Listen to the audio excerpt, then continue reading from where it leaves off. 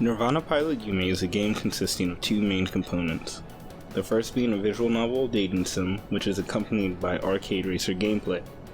While certainly not an odd or uncommon mix to have more interactive gameplay focused sequences in a visual novel or other similar adventure games to advance the story, Nirvana Pilot Yume's arcade racer segments aren't much fun and do little to help provide an escape from the cringy plot. Will an on-point 80s anime aesthetic and matching soundtrack be enough to bring out of cringy mediocrity? System failure imminent. In Nirvana Pilot Yume, you play as a former Eye Aldane, a seemingly middle-aged gentleman who has taken a hiatus from being an Eye after a disastrous crash left his former Ultra Ship pilot and lover Celeste dead.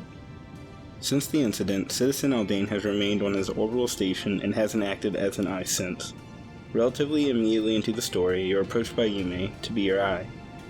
Yume is a pushy trainee pilot in the academy who has specifically sought you out in order to help her advance her skills and graduate. While reluctant at first, Aldane eventually gives in and accepts to partner alongside Yume as he can't deny his passion for being an Eye. The story is presented through stills with text and features no voice acting like many other visual novels. While the first half hour of the game seems to be setting up quite the grandiose story, it simply falls flat and devolves from rekindling your passion for racing into a sleazy teacher-student story about getting laid. The main plot seems to take a backseat to the very on-the-nose sexual innuendo that soon becomes the main discourse. The game quickly turns from building a decently interesting plot to a sex fantasy rather quickly. What further complicates this is the horrendous dialogue that you'll experience while playing.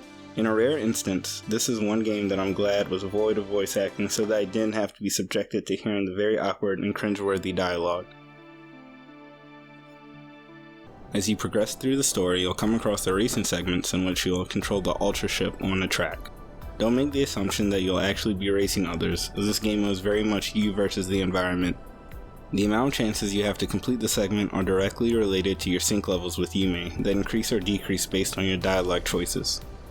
In these sections, the brunt of the gameplay is to effectively and efficiently pilot your Ultra Ship through a racetrack while avoiding hazards, including moving obstacles and gaps in the track. This is simply done by regulating your speed while navigating from side to side in order to avoid the obstacles and jumping over the gaps that pop up. This portion of gameplay in Nirvana Pilot Yume is void of fun. There is an overall lack of consistency, and as a primary gameplay mechanic, the racing should be executed much better than it is. The racing is straight up trial and error. If you go down the wrong path, there's nothing you can do if traveling at speed.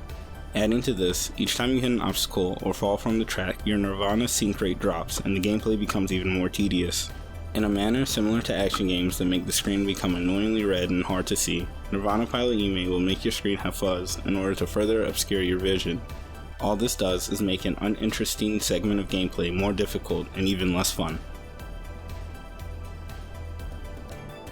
Undoubtedly a positive for Nirvana Pilot Yume is the action anime-esque soundtrack. It fits the 80s retro theme of the game quite well, with plenty of synth rock. It would be nice if some of this could have been used more often as a backing track during the visual novel portion of the game, as to help relieve the bland and monotonous dialogue. The music, when played, was definitely the standout from Nirvana Pilot Yume, and definitely matched the retro anime aesthetic. Nirvana Pilot Yume is a game that caters to those that want to live in a fantasy of having women fall for them almost immediately, and for absolutely no reason. While that fact doesn't sway me one way or the other, what does leave a lasting impression is how the game goes about getting to this. The two major aspects of this game are both incredibly lackluster, and the dialogue is incredibly bizarre. Outside of the soundtrack that goes hand in hand with the art style, Nirvana Pilot Yume is poorly executed in what it was trying to accomplish. Thanks for checking this video out. If you enjoyed this review, make sure to like, subscribe, and check back weekly for more reviews, features, and demo impressions.